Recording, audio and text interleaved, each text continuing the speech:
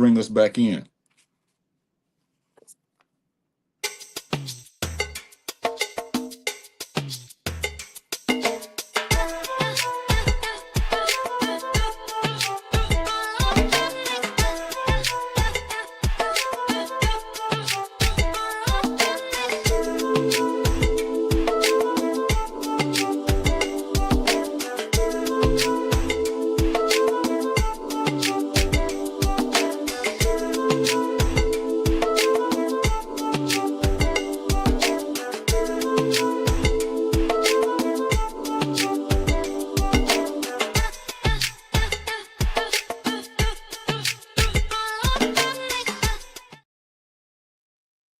What's going on, everybody? I'm getting my big brother on the stage. How you feeling today, big brother?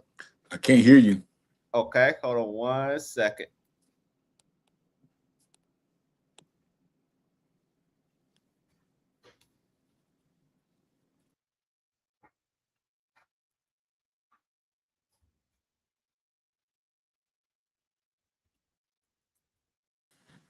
Okay, what about now?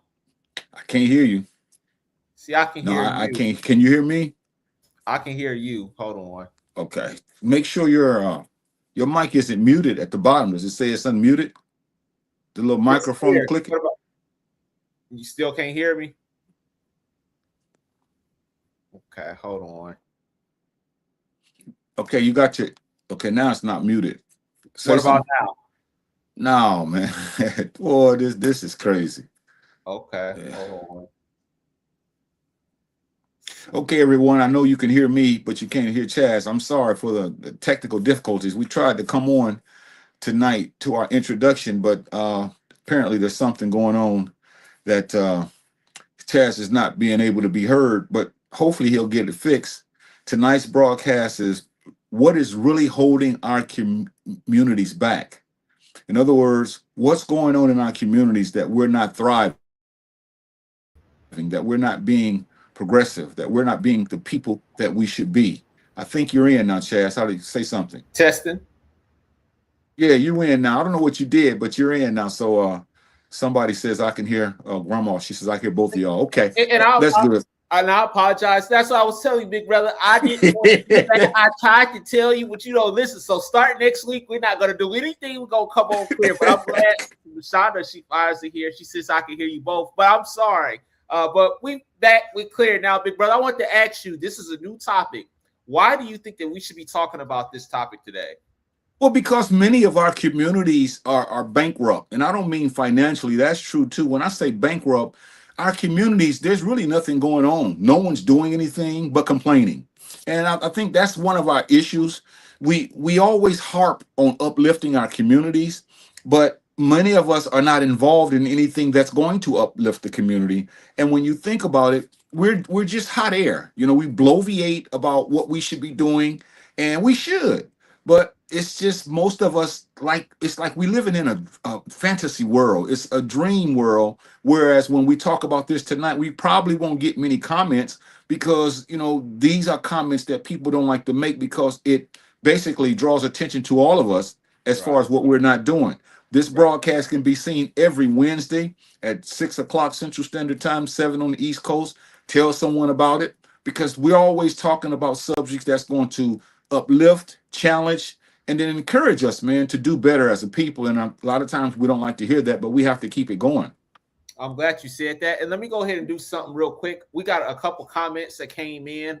They came in a little bit quicker today. Let me go ahead and knock these out, and then we'll get to the broadcast as usual. Sister Barbara fires in here. She says, Hotep, we appreciate her.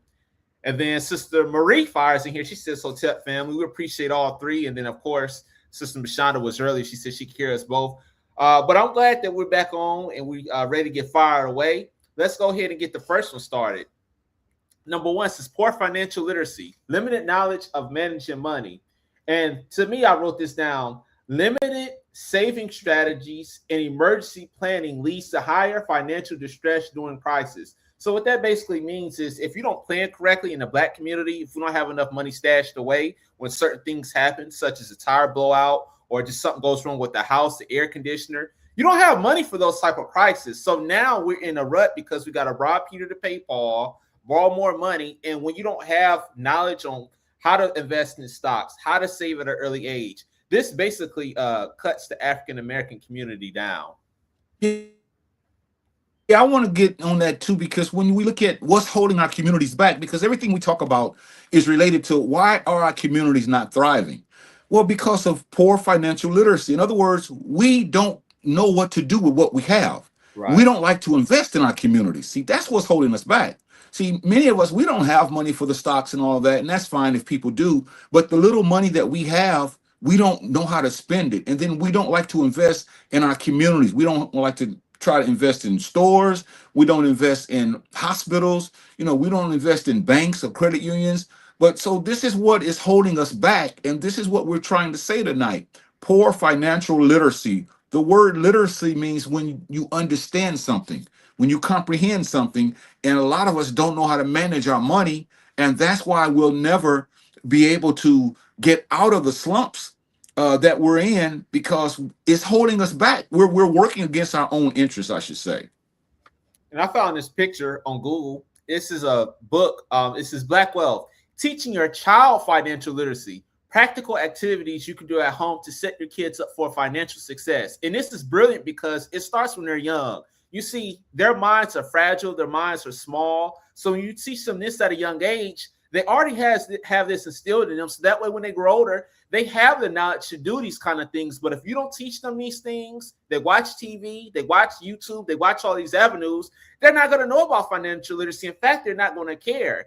And this is basically a Google image that I found. It's basically saying teaching these African American kids this at a young age, so that way they're not gullible to all the other things that's going on in society.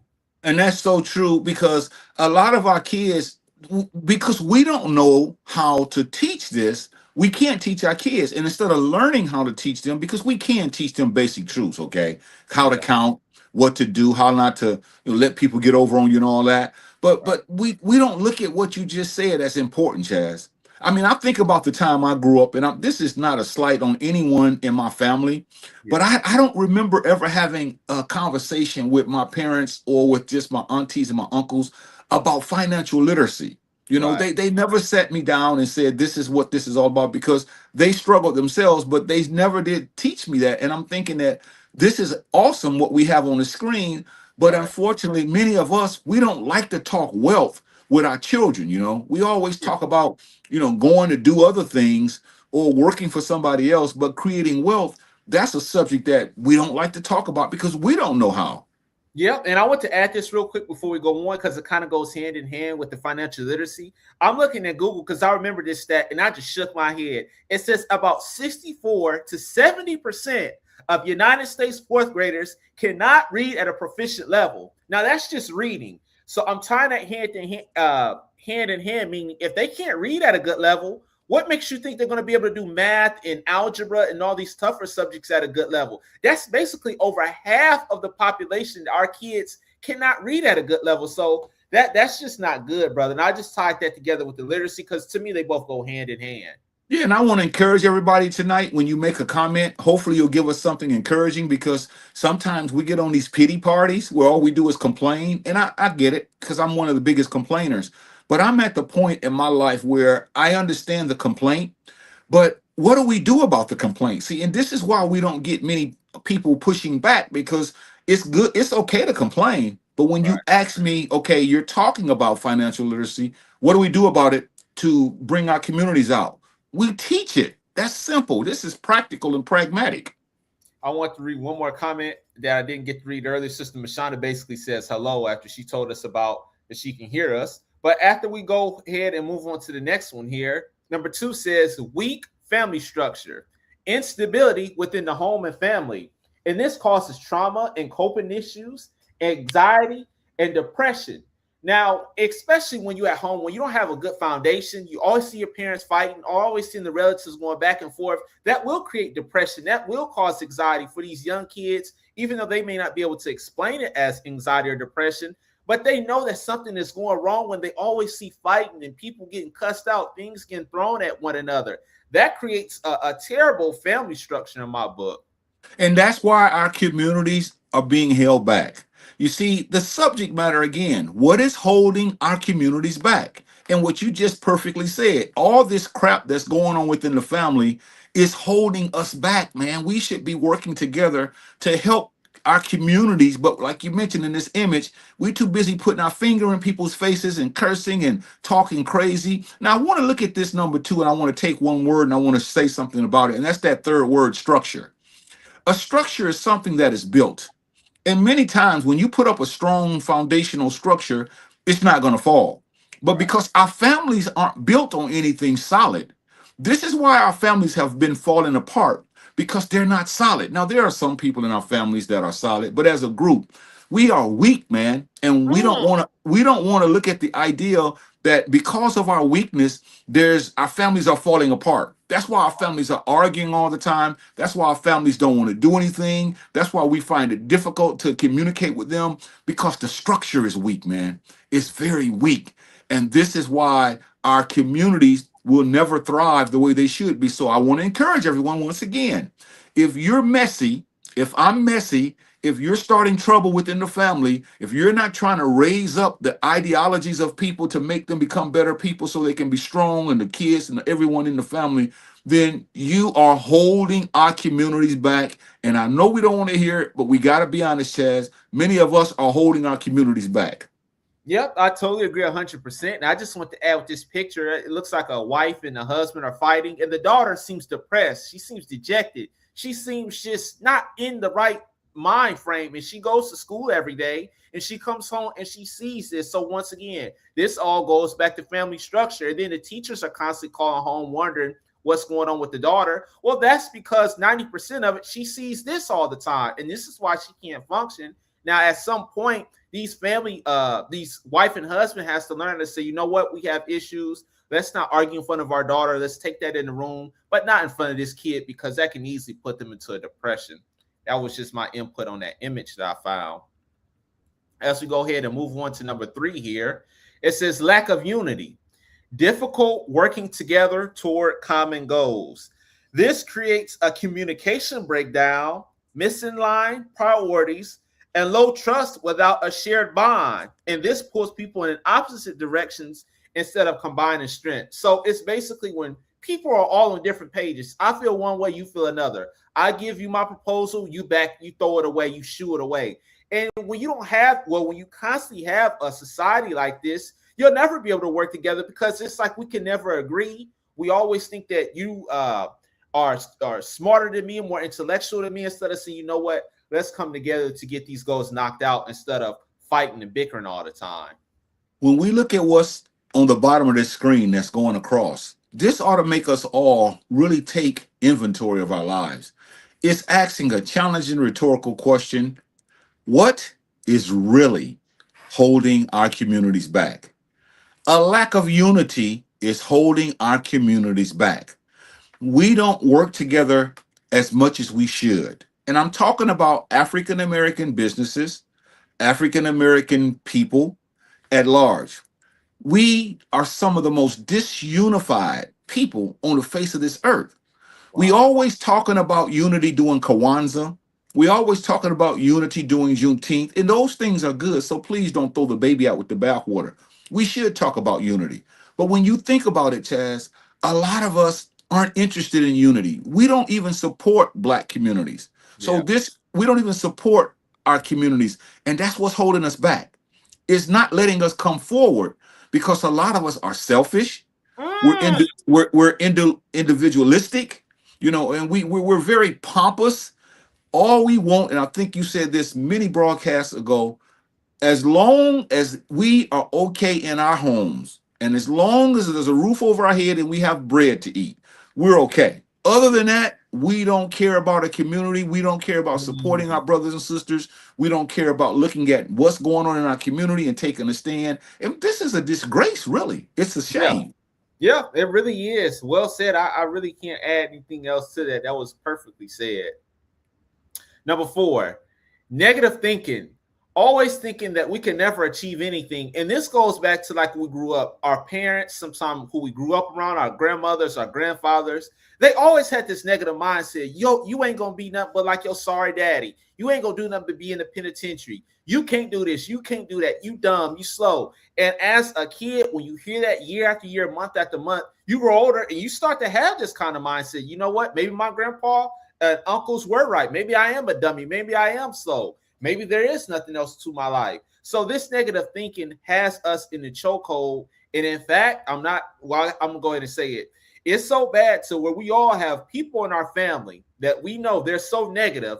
When they call or they text, you don't want to be around them because you know that's how negative they are. And I You hate to know, say that, you're but I right. You're right. You know, and with my school, my students, I try to what they call imbue. I try to imbue within them uh positivity because, like you mentioned, it's too much negativity. And when you look at our communities, we don't need any more negativity. It's already negative enough.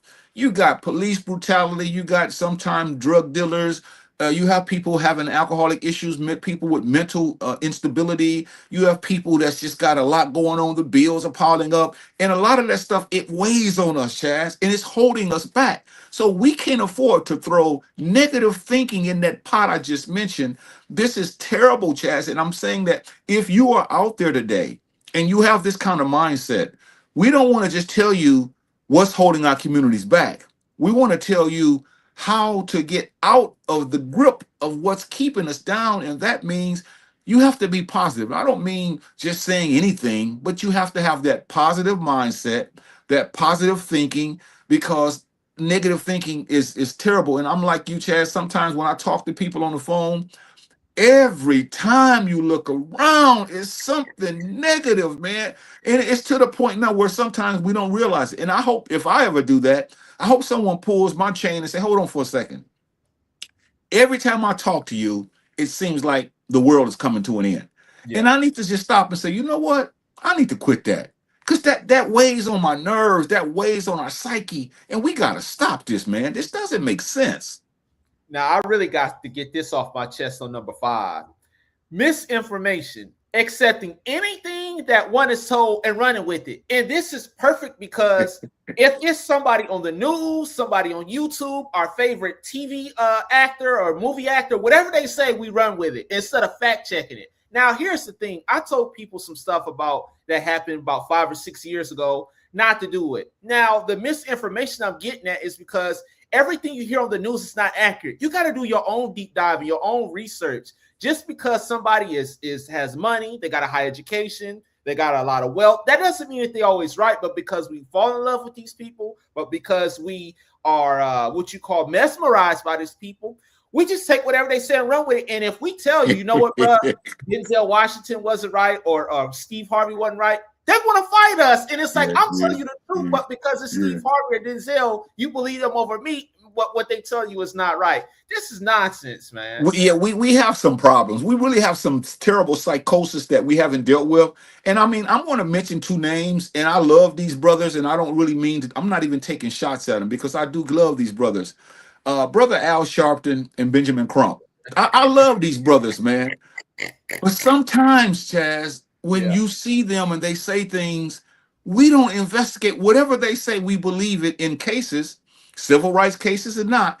And then we start saying things that they said. And then when we find out later on that they were wrong, we really look like donkeys because we don't do our research. And that's what's holding our communities back. See, if we start saying, okay, first of all, let me listen to what they say. I'm going to listen to it. Let me do my own thorough investigation, as you just mentioned, and then I may come to a different conclusion. But it's people like that. And again, I'm not talking about them in per se. I'm saying we listen to those people because we look at them as the voice for our communities, and whatever they say, we run with it, and then it messes us up. And when we find out the truth, we really look silly, man. We really do. And that shouldn't be like that. But see, my thing is, and I'm gonna go to the next point real quick. When we tell that brother or sister, you know, Al Sharpton was wrong, or Barack Obama was wrong, or Kamala Harris was wrong, or Michelle Obama was wrong, instead of them saying, you know what, bro, you got the evidence, you're right, they were wrong. They get angry at us and want to fight us and call us names or put us down. And it's like, it's not about that. It's just that we're telling you that they were wrong, accept it. But no, they want to point it on us and start calling us names and degrading us. Yeah, and see, I want to stay on this point because we're really not in a track meet, Chaz. Tonight, you seem like you're on a track meet. You going fast. You want to go real fast. You know, we gotta slow this thing down sometime. And I see you fast on the dial. You know, we got like at least 3 or 4 weeks of this because there's a lot of things that's holding our communities back, and then we can do some positive information on how we can not hold our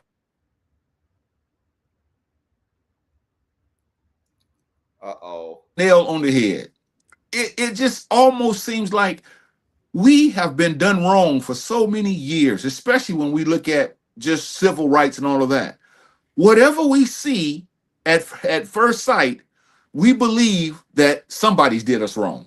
Yeah. Sometimes, and it's not a lot, but sometimes that's not the case, Chaz. And it really makes us look really foolish when we have to go back and backtrack and then say, you know what I said, like you mentioned, there instead of saying, you know what, I was wrong. We get angry because we all want to be right. There's a we all need some kind of counseling, and I don't mean go to a European as far as a counseling session, but we need more African American counselors that understand what I'm saying because they're the ones that's going to solve our problems, not people in buildings on Sundays and Saturdays and Mondays through Fridays in educational facilities. We Right. don't, those people are some of them are the problem. But I think and I'm almost going to say this like you used to say when I used to ask you, is there any help for us? You would say it's almost gone. Mm. I think you're right, Chad. I think you're really right because we talk a good game, but many of us we're not into looking at how do we correct the information. Or when you even with you and I, search the information that you and I are saying. Don't run with it. Be all that's Chaz and Big Brother. Yeah, they said that's good. No, do your research and then call us out. And if you show us, we're going to say, I am so sorry. Right. Because I believe one day Brother Raymond, one day I think he corrected me on something. And I said, yeah, I'm sorry, Raymond, you're right. Because I don't have to be right all the time. But I hardly ever hear people say that because people want to be right. And that's holding our communities back. Well said, brother. Number 6, it says racism, prejudice, discrimination, or unequal treatment based on race. And now, this in the African American community, this causes economic and career barriers and reduce access to essential services. Now, I want to harp on the economic barriers. You know, I got to keep standing on this because everybody knows slavery. There's a huge economic barrier. These European brothers and sisters, they got so much wealth that they built on the backs of the African Americans. We can never catch up. And I got to keep harping on that because that's discrimination. That's not equal. We can never play catch up. And I had to harp on that because a lot of people say, y'all need to quit talking about slavery. That was years ago. Yeah, that happened, but that still has a lot of us blacks in a chokehold now, and we'll never be able to come out of it. And it's a shame that it's like that. That's very profound what you just said, Chaz. Racism is a pandemic. That is so profound what you just said because we're trying to be honest tonight. And the honest thing to say is racism is still alive and well. And the effects of what happened to us is why you and I, and many of us, are scrapping now. Because after all these years of free labor, even now, people are abusing and misusing our skill set, paying us a little bit. Look at all of the sporting worlds. All these owners are white. You know, all no matter what sport you bring, boxing, basketball, football, baseball, the rap world, everything, they put us out front to make us think that we're doing something, but we're really not. Because these are the people that owns the institutions, all of these things, the banks, the educational system. So you said that well. We will never have a broadcast and try to act like racism is gone or things are getting better. Things are the same, if not worse, because now we think that because a few of us got money or a few of us got a little this and that and the other, we think that we have arrived. But we have not arrived. There's still police brutality. There's still all types of unequal treatment based upon our race. So we have to be honest, that is holding us back. So that's why I like doing these kind of broadcasts because we don't sugarcoat it. That is Yeah. one of the things that's holding us back as well. So we have to do the best we can to navigate through this, put our children in a good position, put ourselves in a good position so that even when it sticks its ugly head up, all we can do is try to attack it and keep moving. But we have to say that Ed is holding us back. We could not do a broadcast and not bring this up because this is definitely holding us back. What they say, we're the last hired and the first fired. And you add on top of that these DEI programs and all this stuff, all that's doing is pushing us back to the back of the line. And people, because I found out a couple months ago that this DEI program, yeah, they could try to say it's to make everybody equal and then give everybody a fair shot. But when you look at the statistics, the blacks keep going farther and farther and farther back in the line. And it's like, it's frustrating. I'm going to say this and then we'll go to the next point. That's why I keep harping on, if you're a black man or a black woman, when these kids are young, teach your daughters and sons when they get pulled over by the police, be as respectful as you can. Don't do anything, funny or shisty, because they are looking to draw the gun and kill us and say that we were reaching for a firearm or we were reaching for a knife or something like that. So that's why I keep harping on teaching our young kids how to respect these police officers instead of giving them pushback. As we go ahead to pull up number 7 here, it says poor leadership. Leaders who lack vision, integrity, or competence. Now, some organizations can suffer from this, especially in the African American community, from broken trust, toxic work cultures, and poor decision making. And these poor decisions can often lead to unclear direction in the company. I'll let you take that and then I'll piggyback off of it. Yeah, because when you look at poor leadership, these are leaders who are basically gluttons. They're greedy, man. They're insatiable. They have a desire for nothing but wealth. They don't have a vision. Poor leadership is a lot of our problem because we follow people. We go to these places where these people aren't really leaders. And it's like, it's almost like, why do we go to these places? Why do we put ourselves in a position to be taken advantage of because we know these people are poor? They're never in our community. So it's like, how can you be? They never do broadcasts or podcasts that's honest about what's going on. And to me, it's almost like we are a people that have been done wrong for so many years by so many people, by others, that we're almost like uh, animals. And I don't mean to call us an animal literally, but we're almost like animals who can't find their way. Although animals may lack intelligence as we have it, but we're almost like them in that we don't know. I could not be a part of anything that the person that's calling themselves out front isn't being honest with me. I couldn't be a part of anything that a person that calls themselves being out front can't talk about what's happening to my people. I can't be in part of anything that I go every week or every month and all they do is tell me words, then I leave and come back. That is psychological mutilation, and we are some sick people to put ourselves in that position. I'll listen to you. I'll listen to Brother Kevin. I'll listen to other people that I see all the time because you guys are on the up and up. But if all you did was talk about one thing and you never said anything else, and I only saw you once every year, I couldn't do that. But we do it every week, man. We go to these people don't care about us. But in our minds, we have been duped, as Brother Malcolm X said. We have been duped into thinking that these people care about us, and they really don't. And we know they don't. But we're sick, Chazz. I want to go ahead and expound on that a little bit more. Now, when I say poor leadership, if you look at YouTube and a lot of these other places, they have these professional talks called TED Talks. And these people who get up here on these TED Talks, I'm not knocking them. Yes, they have money. Yes, they come from a lot. But I can't really take what they say seriously because they haven't grown up like me and you. Since they were born, their families always, and it's not, I'm not dogging them. I'm just looking at it as being honest. When they go to these TED Talks, their families and stuff gave them all this money to start off all these businesses. They can't relate to the common man, so they make it seem so simple that all you got to do is this. All you got to do is pull yourself up by the bootstraps. Man, that stuff doesn't work for the average man or woman, but see, they make it seem like it was so simple, and those TED Talks have people really misguided, and it's sad that we look up to them as leaders, but they're really not because they're not going through the common struggle like the everyday average man or woman. And then what we do is we look at them and we want to emulate them, knowing we can't, but we want to be like them. And that's poor leadership. And it's holding us back because we're looking at this thing from a visual perspective like, wow, we see that person walking on TED Talks. Boy, I could be like that one day because their words are flowery, their words are beautiful, their words are grandiose. And it makes us feel good inside because we can see ourselves on that stage being like that. But in reality, like you said, we're not like that. But once again, This is holding us back because we keep looking at those people, knowing that we will never be like those people, but it makes us feel good inside, Chaz. And that's one of our problems is we got this feel good mentality, and we have to let that go and deal with the real reality instead of feel good mentality. Absolutely. Number 8, it's a short-term thinking. I'm sorry, short-term thinking, focusing only on immediate needs or rewards. Now, this leads to to a loss of deep motivation and neglecting the future. And this also can turn into bad habits and cheating.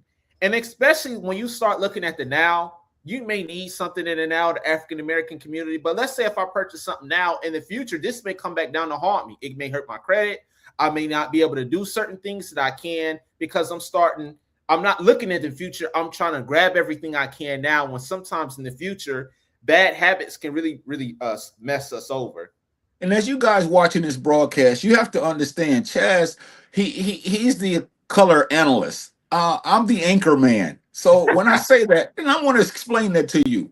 When he says things, he's like the sports commentator that talks about things that's related.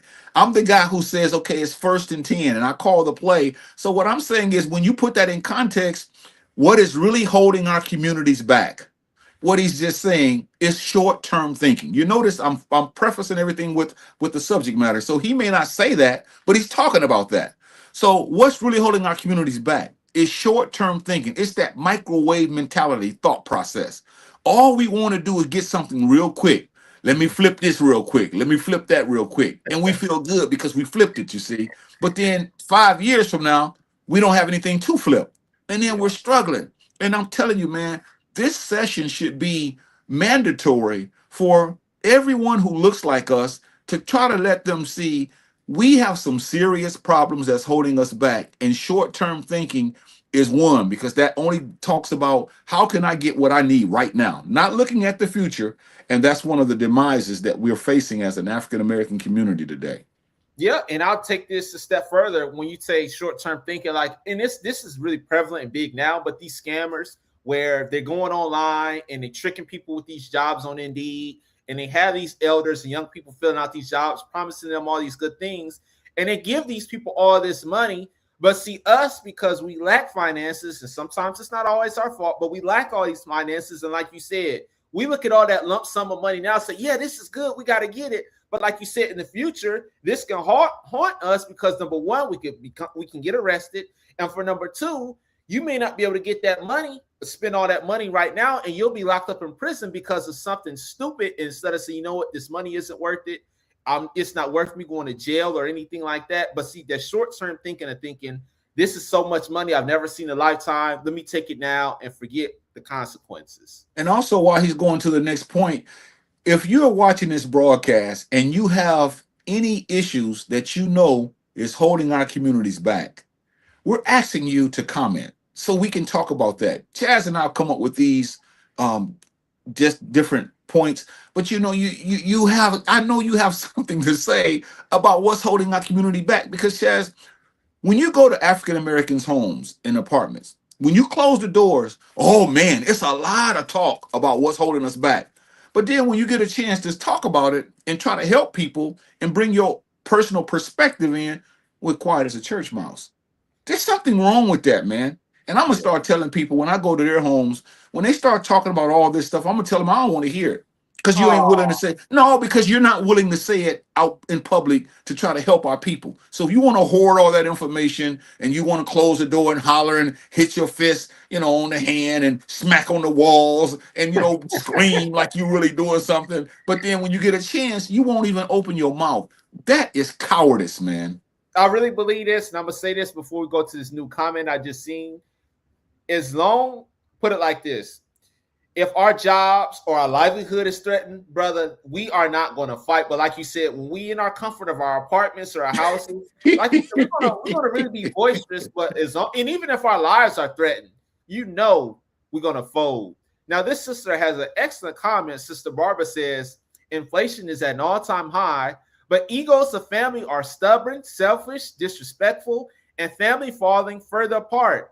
Instant anger over anything and refusing to build each other up. That goes hand in hand with what we talked about earlier. about the structure in the home, a weak family structure. You know, when you constantly tearing each other down, the egos are out the roof, like she said. All that goes to me with the family structure, and she is correct. A lot of this stuff is just I haven't seen any kind of time as this compared to when we were younger. Things were bad, but now, brother, this is at an all-time high, as she said. Yeah, and she's right because what she's talking about is what is really holding our communities back. See, this is a beautiful broadcast, not because you and I are doing it, but because the subject matter, man. I mean, I don't understand how people can look at a broadcast as an African American and see this subject and not say, "Oh, I want some of that. Oh, I got to get in on that." And I know Brother Raymond isn't here tonight because he would. I know he would have eaten this up. I mean, we would have had to say, "Come on, Ray, hold up, man. We got to do the broadcast," because he lives for this, and it's beautiful. He lives for this. African Americans should live for this because we should want to say, "This is what's holding us back. Now let's do something about it." And she's right. Inflation is holding us back. Egos are holding us back. Selfishness is holding us back. Disrespect is holding us back. Family bickering is holding us back. Anger is holding us back. Refusing to build each other up is holding us back. All that is in one comment. So you see, we are hurting as a people, Chaz, and I just don't realize the damage. But I think we're our own worst enemies in many cases because somebody's spitting in our face and we're not even willing to say somebody's spitting on me. Oh, ain't nobody spitting on me. This is ridiculous. This is blowing my mind, man. Appreciate that, sister, for that comment. As we go ahead to move on to number 9, it says lack of community involvement. Never participate in anything that brings positivity in one's community. But see, we love to go to these clubs. We love to go to these bars. We love to go to shopping malls. But things that can help improve the community, we're not going to do it. And like this thing says, the lack of community involvement. Now, I don't know if they still do these in these neighborhoods, but an older neighborhood I used to grow up in, they used to have this thing where I forget the name, but basically once a week, the community would come together and they would talk about issues and stuff like that. I know for a fact nobody's showing up to that stuff. You know it, I know it, they know it. Nobody's showing up to that. But like I said a few seconds ago, if it was a nightclub, if it was a shopping mall, if it was something like a bar, these kind of things, we'll go to do that. But Come on, Tess. Come on, man. That's You believe that? You believe that for real? Yes, I totally I believe it too. I believe it too because I hear people all that, and this goes back to what I said earlier about the closed door conversations. When you get us behind closed doors, boy, we can talk, man. We can talk about what we need to do, what we need, but we're not going to do anything about it though, because we don't participate.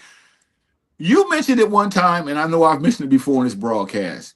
All we want to do is go to work if we have a job, come home and go to bed. Or if we don't have a job, sit around all day eating popcorn, on our phones and go to bed. This our communities will never get out of its slump, Chaz, if we keep just hoarding all this information. And again, I don't know, and maybe I do know, but I don't want to say it because it hurts me. But something happened to us a long time ago. It took the fight out of us. And I say this, and I'll let you go on with this broadcast after I say this. And you may not agree with it, and I'll argue with anybody till the cows come home. After the 1960s, once the Black Panther Party and the Civil Rights Movement and all of them left, this thing was over, man. That was the last time we fought. Many people died for the Black Panther Party to try to help us. Many people died in the Civil Rights era. Many people fought. Every day somebody was fighting for something. But after all those organizations were disbanded, Chaz, we're done. And again, I don't care if people say, well, Jahi, you sound like a fatalist. I am a fatalist when it comes to that because I don't see any community involvement, man. And this is what I'm saying. They were involved in the communities. And the church, and as much as people talk about the church in a negative light, I want to give the church its props. Back in the day, the church that was back in the 1920s, 30s, 40s, 50s, 60s, that's a different kind of church, you see, because that's where you went for education. That's where you went for socialization. That's where you went for economic involvement. That's where you went because the church was against all of that. But today's church, That's two different entities. All they want to do is put on programs and fatten the preacher's pockets, people swing from the chandeliers, not talking about community involvement, not doing anything that's going to help us. So when I say the church, don't get it twisted. I'm talking about the churches back after the 1865 all the way till the 60s. They pulled together. They had a community type of organization that they came together. But again, that's terrible. We're done, man. I'll just take it a step farther. And I said this on previous broadcasts. There was a handful of people, like we always know, Malcolm X, Martin Luther King, W.E.B. Du Bois, all these people, Sojourner Truth. They were all powerful people. They stood up. It seems like you just mentioned that era of people are gone. It's done. It's done. It was a whole era of them. They love to fight. They love to debate. They love to match wits. But these people now, that section of people, I don't think now. And he has his faults too. Some people say the closest that you're going to see to that is Umar Johnson. I'm just talking about in this generation compared to back then. Some people say that's the closest you're going to get. I'm going to ask you this before we move. We got another comment. Who's the closest you think compared to Malcolm X and all them in this modern day generation? Well, there are people that we don't know in Philadelphia, and I got to mention in Baltimore and Washington D.C. There are people in Pittsburgh. There are people all over in Indiana, Ohio. We just don't know them, but it's not enough of us. And if you had to pull a gun on me and say who's the closest, I would say it's the Honorable Minister Louis Farrakhan. As old and Minister Farrakhan, as old as he is, he should still be fighting. He shouldn't be on the front lines, though, Chaz. Yeah. The young people should be on the front lines. Those should be the ones that's fighting. Minister Farrakhan should be in the back of the lines. Even though it's a war, he should be in the back. Yeah. But he's on the front line. That we ought to be ashamed of ourselves. Now, it's not just him, but there's other people too in the conscious community. There's some rappers on the front line. But for the most part, it's just not enough of us. And you mentioned all those names. We talk about Marcus Garvey, even in the music, Bob Marley. Bob Marley didn't just sing about oppression. He stood up against it. These rappers today talk about oppression, but they're not going to fight against it, you see. They're not going to do anything about it. I totally forgot about Louis Farrakhan. You were right. That slipped my mind, but he is a guy that's pretty tough in this generation.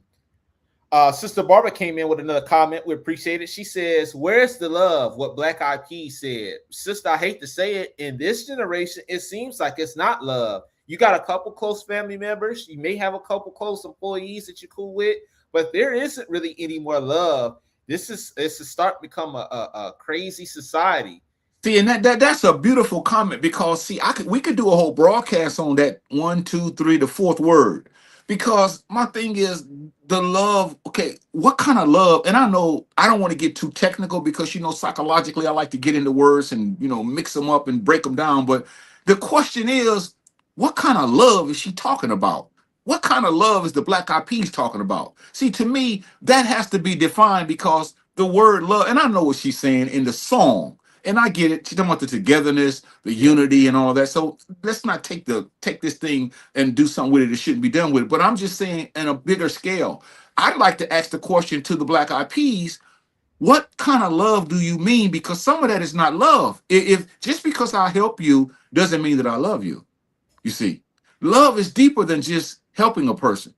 It's all about sacrifice. It's about commitment. It's about dedication. It's about cooperation. And I can go on and on about love, but sometimes we have to define these words, and that's what sets us apart in other broadcasts because we got to get into these words, man, because these words, that sounds good in the song. Like was the Dionne Warwick or somebody, where's the love that you said you gave? No, where's the love you said you gave to me? They all talking about the Isley Brothers, for the love of you. These are different kind of loves. So I got to find out what love is the community lacking that's holding us back, man. Well said. Number 10 here says, poor educational system. Schools that don't teach empowerment. They don't. They tell us to work for another man. They tell us to work for another woman. They don't teach us our identity, where we come from, being strong. And this is a terrible thing where the educational system is doing the complete opposite. It's basically, in this generation, like I mentioned, teach you to work for somebody, do for else, but they don't teach us, especially in the African-American community, how strong we are, where we come from, and how tough our roots are. I want to ask you a question on this one here, Chaz, and I just need your, and I do that often. I ask you questions on this broadcast because I know when you shoot at me, it's going to be a straight shot. It's not going to be sideways, and it's not going to go all over the place. And it's about this number 10. If we know that the educational system is poor and it's holding our communities back, I gotta ask you this: Okay. why do every year we get our kids school clothes, we get our kids backpacks, we do these back to school? We know this. Most adults will tell you, an African American adult will tell you, the school system is not doing what it should do for our kids. The question I have for you is this: why do we keep sending our kids back to the same stuff that we say is not? That to me, it blows my mind. So please answer that for me. However you want to do it, answer that. I think it's a two-sided question. Number one, some families may not have the funds to Okay. invest in a private school to get them Okay. to a better education. And then Okay. number two, we say that it's a bad school system. We say it's terrible. We say it's awful. But at the end of the day, we don't care because we still feel like we got money we E- got to make. So it's a two-headed question, a two-headed Ugh. answer. Number one, we don't care. Even though we talk about it, we say it's crappy and Mm, awful, but mm, we got to mm. send them there so we can work. And number two, there's some people who want to invest in getting our kids a better education, but these private schools and stuff cost a little bit more money, and those families may not have the funds to do that.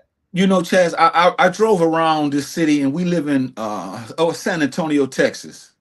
I know you're out there in Maine or somewhere, but I live in San Antonio. No, I'm Come just on. saying. I'm just saying. I live in San Antonio. You live in Boston or somewhere, so that's fine. Sure. But here's my thing. I drove around and I almost broke down. And I don't mean broke down crying. I broke down because I thought about, we're in the year 2026, soon to be 2027. Right. We don't have any African American schools that teach empowerment. Now, there may be one or two, but I'm talking about in the nation. I'm not just talking about in San Antonio, Texas. There are schools in Philadelphia. There's a few schools in Chicago. There's some schools in Los Angeles. I looked up on the internet that's Afrocentric, that's teaching our kids exactly what they need. But I'm talking about over 360 million people in a country. And we don't have that many schools that's talking about what we can do to not hold our communities back. That is a disgrace. Now, I know we've been under the eight ball, we've been under the gun, but I go back to what you're saying. We don't care, man. And I think that was really, Mm. that was most prolific. We don't care, even though we say we do, because we'll say in a minute, man, our kids need a better education. I know, and I understand that, but when I say we don't care, Chaz, you mean to tell me we don't have enough people that can come together, and even if we have to meet in a barn where we're teaching our kids how to survive, teaching them about racism, teaching them about business, teaching them about literacy, teaching them about what to look out for when they get older, teaching them to try to work for themselves. This just, it kills me because we think that we've arrived, but we're so far behind. We don't see it because we look at TV and see these athletes and these entertainers, and for some reason we think that we have arrived as the people. And I feel sorry for us, and I'm And included. and that's one thing I'll give you credit for. You're a good example of this. Not the poor educational system, but you're a good example at the end. You teach your kids and your students empowerment. You teach them where they come from. You teach them all these things at a young age, what they can be, what they can do. And the parents who bring their kids to your school, they always say that the kids were shy, they were very, very quiet. But at the end, as they got older, they started to become more confident. They had more strength. They know where they come from. And the kids are actually teaching the parents. So I got to give a shout out to your school. You actually do a pretty good job at teaching the kids empowerment. But see, it takes a certain kind of parent to sacrifice and want to put their kid in a school like that. And I'm glad you didn't ask me the follow-up question about what about the community? How is the community helping you? So we can keep going because that I'll be on that forever. What is the community doing to assist you? Nothing. Let's go to the next one. We got another comment.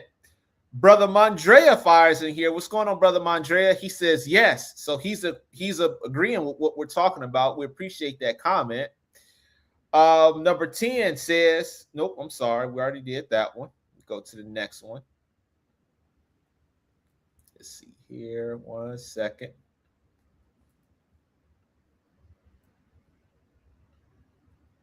And as he's getting that, we have to stop talking so much and we have to be about it. because we talk a lot, and I understand that because we have to talk. So let's not be ignorant. We have to talk, but we have to put something with it. We have to put something with it, man. When I was growing up as a kid, I used to try to be a freeloader on people. When we used to go out, me and my friends, and every time they bought the drink, when they bought the drink, I would just hang out, and when they start turning it up, I get my cup in there. And one day they asked me, "When you gonna put something in it? When you gonna put something with it?" They Yeah. said they challenged me. So then I had to help bring some things to the table. And it's like a lot of us are just talkers, man, but we're not doers. And we're beautiful with words. Yeah. But where's the substance, man? Go ahead.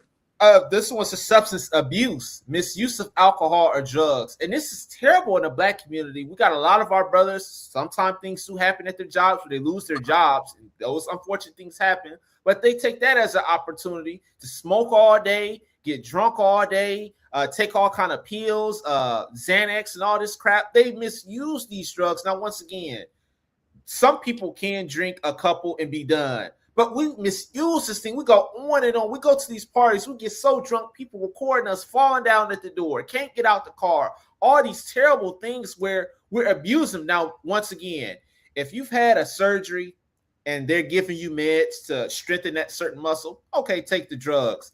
But see, what happens is we're done with the surgery. We're 100%, but we hooked on these drugs and we're just taking this stuff nonstop, left and right. And these drugs, it's just got our minds all messed up. And now it's to the point where we can't get off of them. And now we're constantly looking for something that can make us feel a certain way because that high that we felt, it can't be matched. And these drugs and alcohol, once again, yes, everybody at one point in time, they mess around with that stuff, but we're too old to be messing around with these drugs and alcohol. I'm going to make an indictment, and we'll probably not come on again after I say this. They'll probably kick us off the air. But I'm going to make a sweeping indictment, as they say. Here it is. Okay. You are indicted. I am indicted. Our communities are indicted. The African American community is indicted. What's the indictment, Jahi? Here's the indictment. This problem that we have with substance abuse is bigger than we thought. We don't want to talk about it or do anything about it, you see. We act like everything is good. See, this is not a conversation that we have. This is really holding our communities back. But we don't want to talk about substance abuse. We don't want to talk about our family members, our cousins, our uncles, our aunts, our brothers, our sisters, our mothers, our fathers that are strung out. See, we don't want to talk about that. We want to talk about good things so people can think this world is a great place. Like Louis Armstrong said, what a wonderful world. Yeah. It's the people in the world, man. Yeah. And this is why I want to indict us as a people. I want to indict all African Americans because we don't bring enough attention to this. Yeah. We act like we're all fine. We don't talk about substance abuse enough. That's all I'm saying. And the misuse of alcohol or drugs. I feel sorry for the lot of brothers and sisters who get caught up in that because, I understand it's tough and some of them have problems. We don't even tell them to try to go get some help. We just stick our heads in the sand. And this is the indictment that I'm holding on all of us because this is not a part of our conversation. Our conversation is about racism, and it should be. Our conversation is about education, the lack of, and it should be. But our conversation isn't about substance abuse. Yeah. And there's too much of that going on, man. Too much. Yep. We praise it. Like we said, we put this on these flyers that we get and we pass them around, all these parties that we're going to. And it's basically nothing but drug abuse. And we're actually praising it. Now, we got a lengthy comment. We're going to read this one by Brother Mandrea. We appreciate him. He said, I stand next to you. We appreciate that. He says, I can't get a few people who cut hair and do hair to bless some children on their way back to school. I need to go to the sympathy route and say, I got cancer and I'm still trying to help people. I don't know, brother. What is it going to take? But it's going to take something, and we got to do it quick because those people, we're losing our young people. We are creating the new age of robot AI foolishness because we have poor tradition to our young people. Now, let me stop real quick because we had another sister, I believe, Sister Nikita, had an issue with her son or her daughter a couple weeks ago, and they were sick. Now, this brother Montreal, we know him well. He said he's fighting cancer. It takes a strong brother to fight through this and not give up and throw in the towel. We see this brother a lot. He's a fiery kind of guy, and we appreciate him for putting his business out in the open. Said, I'm fighting, I'm struggling. This thing is taking a lot on me, but I'm still fighting through it. But the rest of his comment is good. He's saying he's standing next to us, which we appreciate that. And he's saying that we got to have sympathy and help the youth because our youth, they're getting out of here at a rapid rate. I hear in this comment from this good brother, I hear an urgency. It's like quick. And see, this is what we should have more of this, And I know this brother, he's struggling right now with an illness. Not only does he have cancer, and I don't want to put his business out there, but he has other health issues. But the brother is committed to helping our people. So you can put him on the side of Ida B. Wells, and I don't care what people say. He ain't no Ida B. Wells. He ain't no Farrakhan. He ain't no Marcus Garvey. Well, maybe not from the standpoint of more people know about him, but his work speaks for itself. See, Right. and our work speaks volumes for us. And I think most of us don't understand that when you have a heart for people, especially our children, you have this urgency. Many of us don't have an urgency. It's like we throw our hands on the back of our head and we just kicked up on the couch, smoking a cigar, blowing smoke. Yeah, okay, okay. But see, he sees that time is running out for him, and it's running out for us, and it's running out for our children. So again, I applaud the brother when he says, what is it going to take? And I want to answer that as we go to the next comment or the next point. It's going to take you to keep doing what you're doing, brother, because we're not going to solve it in our generation. The brothers that came before us and the sisters that came before us, they didn't solve it. But we're talking about them because they kept doing what you're doing until they passed away. So I want to encourage you and applaud you because I could imagine, man, if you didn't have these ailments, you're doing a fantastic job. I Yeah. could imagine what you would be doing without this. And what you're doing with it is more than most of us who don't have any ailments. So Yeah. I salute this brother, man. And I think he realizes there's a lot of things holding our communities back, but he has a heart for our kids. He has a heart for our adults. He has a heart for our senior citizens.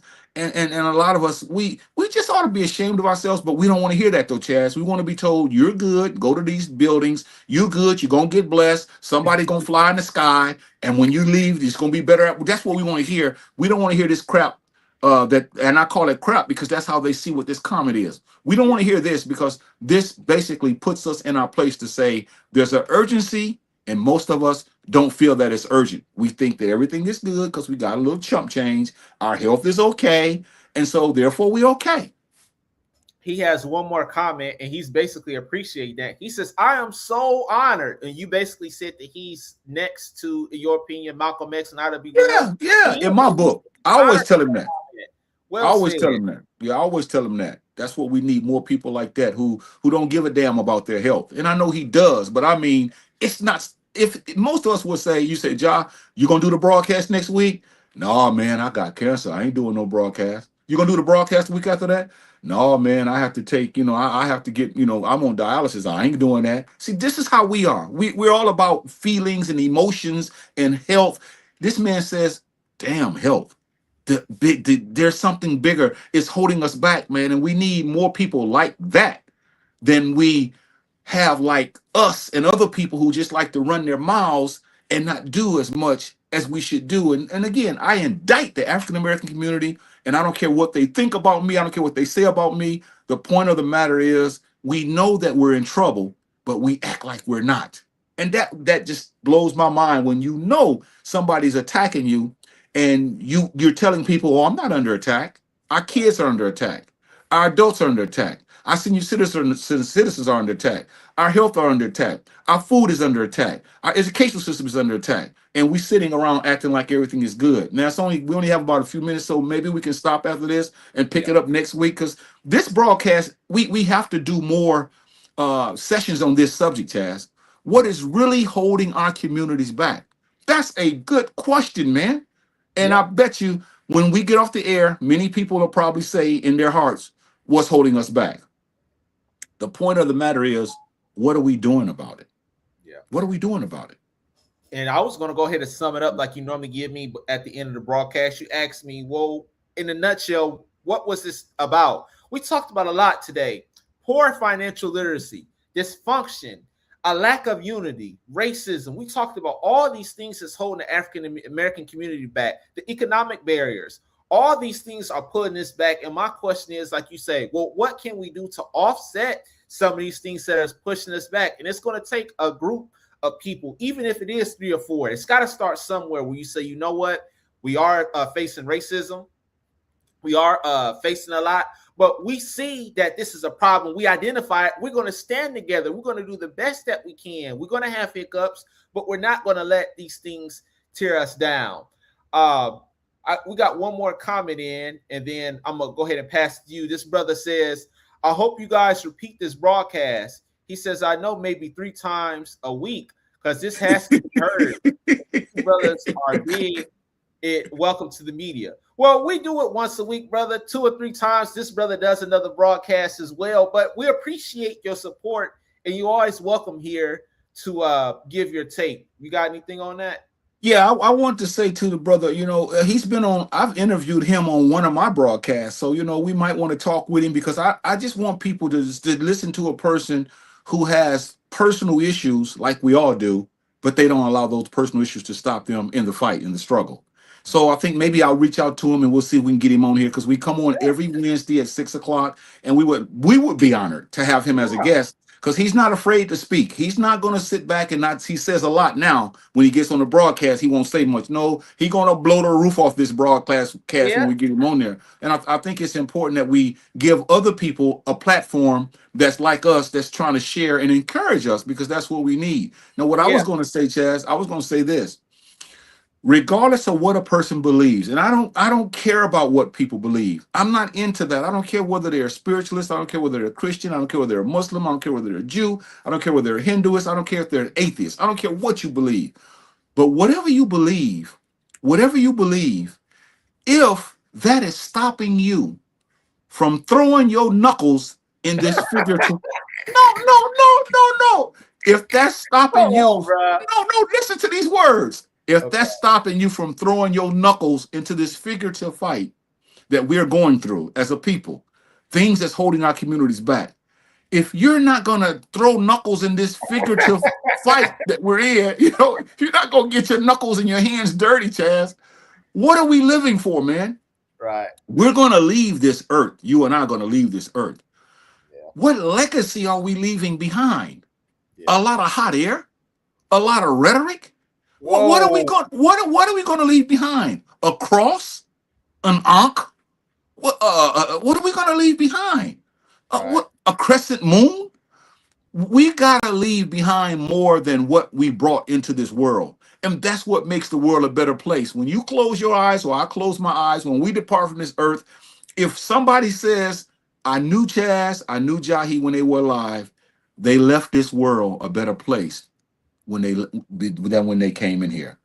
That means you've done your job. If they say, I know Chazz, I know Jahi, them 2 rotten scoundrels, they muddied up this world. They complain all the time. They always said big things that they were going to do. They never did what they said. Then we both should be most miserable, man. Yeah. And so once again, we thank everybody for tuning in to the broadcast. We went over time today, a few minutes. But yeah, I'm going to reach out to the brother Chazz, and maybe we'll get him on within the next few weeks. Maybe next week or the week after that, because again, I definitely want to hear his perspective on a lot of these points, because he's going to bring a whole different perspective. And I don't mean different in that he doesn't agree with us. Different in that his thought process is for us, man. Yeah, it's for the people, man. And I'm giving this brother credit, so brother Madrea, please don't take this the wrong way. But make sure you got your hearing. If you haven't heard this brother, you can hear him from here to the next city. This brother is loud. He's energetic. I'll tell you, this brother is loud, so you gotta have your energy for you that day, because he gonna have, and it's not for a few minutes. This is for like an hour long. That brother always tight. The brother who doesn't need a microphone, and I'm going to add to that since we're having fun, he's not only loud, he's very loquacious. Yeah. We appreciate you, though. Stay strong in the fight, brother Mondrea. We're pulling for you, bro. And like we said, you're always welcome to this broadcast. If any of you guys have family members that are sick, let us know. We care about these people. See, and I'm going to say this before we leave. This isn't just a broadcast about us, talking about these issues. You got a daughter, a niece, a brother that's sick. Let us know. We want to know about these things because these are things that are plaguing our community, and we want to hear about these things. Hopefully, that can make you feel better because there are so many people who don't care about people nowadays. We care, and I'm gonna say this before I go. We had a sister a couple weeks ago. Her son was sick. So anybody who's dealing with these health issues, let us know because we're with you in that fight. And So I think too, Chaz, too, we might, every now and then we're gonna have to start doing this. Maybe we'll stop by somebody's place, like I'm not mentioning any names, but somebody might be going through something.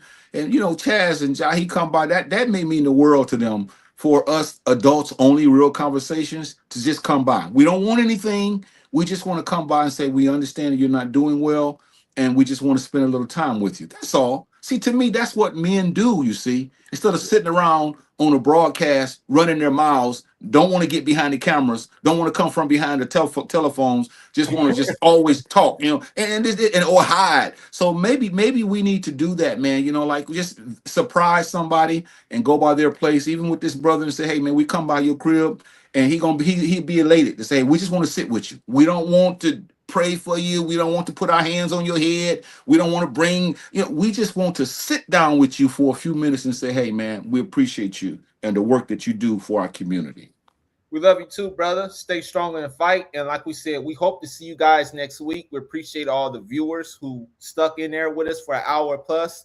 And like we said, tell someone about this broadcast. And once again, hey, and I gotta say this before we go. You better be glad Brother Raymond wasn't on here tonight, because I know he would comment, y'all ain't gonna come and see me. He's in Indiana, so we have to get on a plane and go visit him and surprise him. That would make his day if we surprised Brother Raymond.